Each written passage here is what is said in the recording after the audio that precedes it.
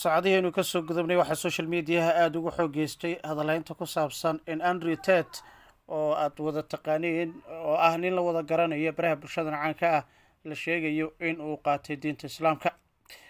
xogo kala duwan oo soo baxaya ayaa tilmaamaya Andrew Tate oo dhawaanahanba ku sugnaa magaalada Dubai ee dalka Isutaga Imaaraadka Carabta in ugu dambeyn uu qaatay ama kusoo biiray diinta islaamka. ninkani oo ah nin controversial ah baraha bulshada caanka ah muddooyinka ugu dambeeyana ahaa shaqsi lagu daawasho badnaa dhanka social mediaha dadweynaha kana mid ahaa dadka fikradaha qallafsan ka aaminsan haweenka iyo dumarka, sidoo kalena aada loogu dhaliila in uu tacadiyo iyo dhibaatooyin kala duwan horey ugu geystay haween, sidoo kalena uu ku taagan yahay fikirka ah in haweenku aanu mudneen waxbarasho, aan mudneen in baabuur ay ka xeestaan oo ay la sidnaanaan ama ay qabtaan howsha raggu ay qabtaan, in dumarka la liido in wax weyn ay ka tahay dunida aaminsan. haddaba Andrew Tate oo ku soo caanbaxay hadallada ka dhanka haweenka iyo dabciyada qallafsan in lagula dhaqmo haweenka oo aada ugu booriyo uguna ololeeyo go-aanadaasi, ayaa la sheegayaa in uu kusoo biiray diinta islaamka. ninkani oo horey waxa looga weydiiyey caqiidadiisa iyo arrimaha diinta waxyaabaha uu ka aaminsan yahay ayaa marar badan waxa uu qeexay in uu aaminsan yahay in diinta muslimka ay tahay diintii ugu dambeysay, waxaana uu afka qalaad ku yidhi I believe Islam is the last religion on the planet, taasi oo ah waxaan aaminsanahay diinta islaamka inay tahay diintii ugu dambeysay dunida ama adduunka guudkiisa aynu saarannahay. ninkani oo ah haysta dhalashada British iyo Mareykan, horey waxa uu ahaa feeriyahan, waxa uu sidoo kale kusoo shacbaxay ka gadaal marka uu kasoo muuqday muuqaalo kala duwan oo uu la soo galay qaar ka mid ah dadka social media caanka ka ah, kuwaasi oo wareysyo horey u bixiyay intooda badan baraha bulshada ay qabsadeen, walow la sheegaya in gebi ahaanba laga mamnuucay aaladaha social media haddii ay noqon lahayd Instagram-ka, Twitter-ka iyo sidoo kale TikTok-ga. ha yeeshee ninkani ayaa marar badan waxaa lagu tilmaamaya nin la xakameyn waayey marka la eego dhanka social media iyo hadalladiisa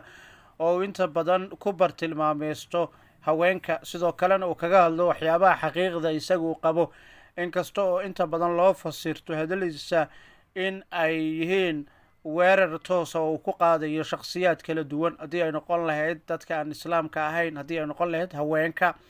haddii ay noqon lahayd dadka aaminsan fikradaha kala duwan ee guurka isku jinsiga ama dadka isku jinsiga ah ee homosexualka loo yaqaano, oo xitaa siyaabo qallafsan marar badan uga hadlay.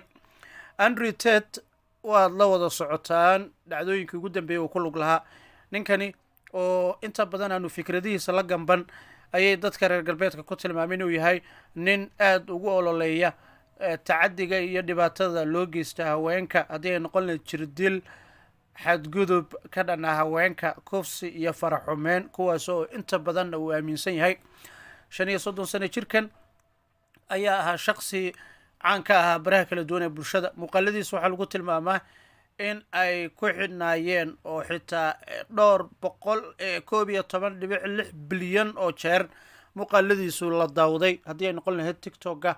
iyo muuqaalada uu kala soo muuqanaya shakhsiyaad caan ah, kuwaasi oo siyaabo kala duwan waraysi uga qaaday, sidoo kalena waxyaabaha uu aaminsan yahay wax ka weydiiyey. waxaa muddooyinka ugu dambeeyey uu furay goob ama bar oo ugu talagalay in uu da-yarta ku siiyo cashiro kala duwan maadaama uu yahay khabiir, waxaana uu furtay kuuliyad la yidhaahdo Academic Hustlers University, waa kuuliyadda online-ka ee uu markaasi ku dhigaya cashirada kala duwan oo uu ku bixinaya isugu jira cashiradan adag ee la sheego in afkaartiisa ay aaminsan tahay. waxaana kuuliyadaasi kusoo biiraya oo iska diiwaangeliyey xubno gaaraya 127,000 oo xubnood, kuwaasi oo bixinaya bil weliba $39 qofkiiba. tani ayaa la sheegay in ilihiisa dhaqaalaha ay kor u qaaday, waxaana isugu jireen dadka inta badan ee kuuliyadaasi ku biiraya dad ka kala imaanaya ama kasoo kala jeeda wadamada sida Ingiriiska iyo sidoo kale Mareykanka. inkasta oo muuqaaladiisa baraha bulshada dadku ay tilmaamaan in ay yihiin muuqaalo hareermarsan shuruucda aaladaha kala duwan ee dijitaalka sida TikTok-ga iyo sidoo kale aaladaha kala duwan, haddana waxaa muddooyinka ugu dambeeyey aada u yareed ama adkeed in la xakameeyo muuqaaladiisa, iyadoo ay jireen dad badan oo xitaa isticmaalaya magacyadiisa oo soo gudbinaya muuqaalada afkaarta adag ee uu aaminsan yahay shaqsigan Andrew Tate loo yaqaano. sanadii 2016 ninkani waxa uu sidoo kale ku jiray barnaamijka Big Brother la yiraahdo ee caanka ee ka baxay dalkaasi Ingiriiska, inkastoo barnaamijkaasi ugu dambeyn laga mamnuucay kadib markii uu faafay muuqaal la arkayay in uu jirdilayay sidoo kalena uu suun ku garaacayay haweeney. inkastoo kadib muuqaalkaasi haddana video kale uu soo saaray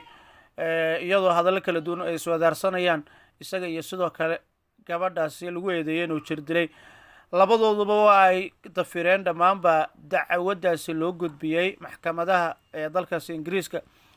sidoo kale 2017 bishii September ninkani ayaa waxa uu dhaleeceeyay oo hadal aan gambasho lahayn inta badan kala duldhacay shirkadaha iyo hay-adaha inta badan u ololeeya caafimaadka dhimirka ama caafimaadka maskaxda mental health charitiesska loo yaqaano, taasi oo inta badan ku dacdayeeyay arrintan oo uu sheegay inaysan ahayn mid saxa. waxaana qoraal uu soo geliyey barta Twitterka xilli aaladaasi ay ka socotay dood, taasi oo loo adeegsanaya astaanta fargesoodka ee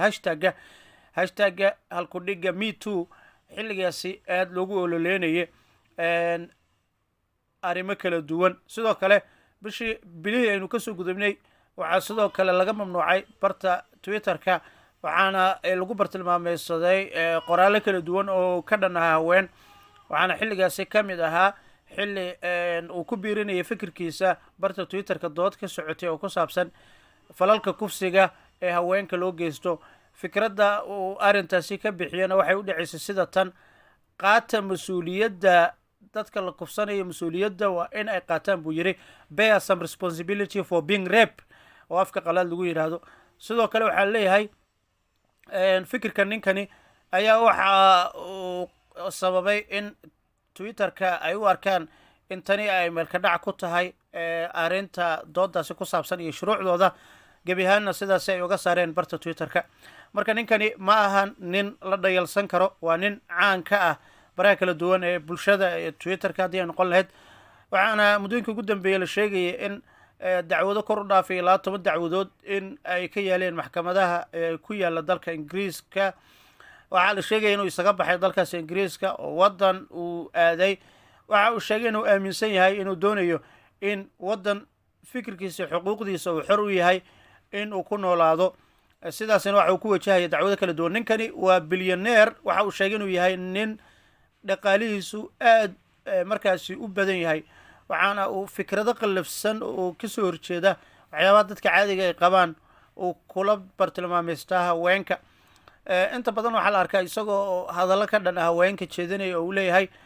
gabadha aniga iga dhaxda ama ay guursanaysa ama aan guursanayo waa in ay daacad ii ahaataa oo aysan arrimahayga ka hadlin. haddii ay noqon lahayd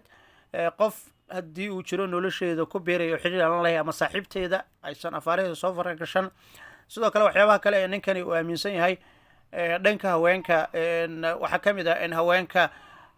raggu ay ka dambeeyaan oo haweenku ay mudan yihiin in guryahooda ay joogaan, raggooda ay ixtiraamaan iyo fikrado noocaas oo kale ah. sanadii 2018 waxaa jirtay dacwad ninkani laga gudbiyey oo la xiriirtay laysanka baabuurta lagu kaxeeya. xilligaasina waxa uu sheegay inay jirtay dhacdo markaasi haweeney ay isku dayday xilli ay ku sugnaayeen goob lagu caweeyo oo baar ah in si qasaba telefoonkiisa ay uga qaado oo ay telefoonkiisa si markaasi maldahan ay uga turtay, isaga oo markaasi xilligaasi haweeneydaasi ay sheegtay uu sheegay inay garaafaysay deetana telefoonkiisa ay turtay. waxa uu sheegay in sidoo kale ay xilligaasi dagaalameen nin markaasi haweeneydaasi sila socdeen, sidoo kalena taasi ay keentay in si kama aan ahayn ama si aan ku talagal ahayn uu feer ka soo fakatay uu ku dhacay haweeneydaasi, sidaasina ay ku lumisay mid ka mid ilkaheeda ama uu ka dhacay ilig, taasina ay ku dacwadeysay maxkamadda. kiisas badan oo ninkan wajahay ay jireen. guud ahaan inta ayaan kusoo gabagabeynaya muuqaalka maanta arrimahan aan ku eegaynay. taniyo muuqaalkiisa xigay waxaan idinku dhaafiyaa sidaa. wasalaamu calaykum waraxmatullahi wabarakaatu.